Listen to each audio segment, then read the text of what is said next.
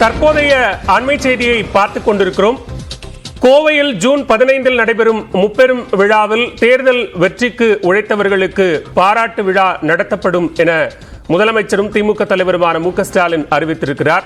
இது தொடர்பான கூடுதல் விவரங்களோடு இணைகிறார் சிறப்பு செய்தியாளர் அபினேஷ். விவரங்களை பதிவு செய்யலாம். பாலவேல், திமுக சார்பில் வரும் 15ஆம் தேதி கோவை கொடிசியா மைதானத்தில் முப்பெரும் விழா நடைபெற இருக்கிறது.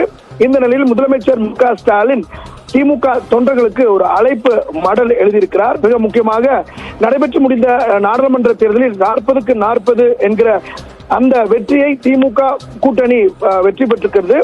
இந்த நிலையில 2026 சட்டப்பேரவை தேர்தலிலும் 200க்கும் மேற்பட்ட தொகுதிகளில் வெற்றியை உறுதி செய்ய வேண்டும். ஜூன் 15ஆம் தேதி கோவையில் நடைபெறக்கூடிய இந்த முப்பெரும் விழா அதற்கு ஊக்கமளிக்கும் இடமாக அமையட்டும் என தொண்டர்களுக்கு எழுதியிருக்கக்கூடிய கடிதத்தில் குறிப்பிட்டிருக்கிறார். மிக முக்கியமாக கோவை குலுங்கிட கொள்கை தீரர்களே திரண்டு வாங்க அப்படின்ற ஒரு உற்சாகத்தோடு திமுக தொண்டர்களுக்கு அந்த அழைப்பை விடுத்திருக்கிறார். குறிப்பாக திமுகவை பொறுத்தவரை செப்டம்பர் மாதத்தில் தான் ஒரு முப்பெரும் விழா நடத்துவது வழக்கம்.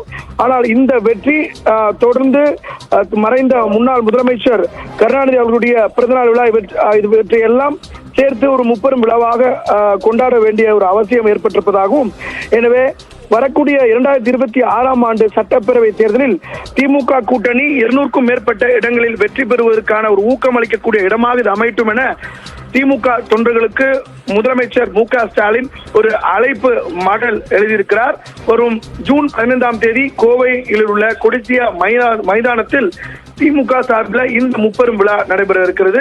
அதற்கான இந்த அழைப்பு மடலாக தொண்டர்களுக்கு எழுதியிருக்கிறார். பல்வேறு கடந்த காலங்களில் திமுகவுடைய வெற்றியை மேற்கோள் காட்டி இந்த கடிதத்தை தொண்டர்களுக்கு எழுதியிருக்கிறார். பாலவேல், நன்றி அபினேஷ், விரிவான விவரங்களை பதிவு செய்தமைக்கு.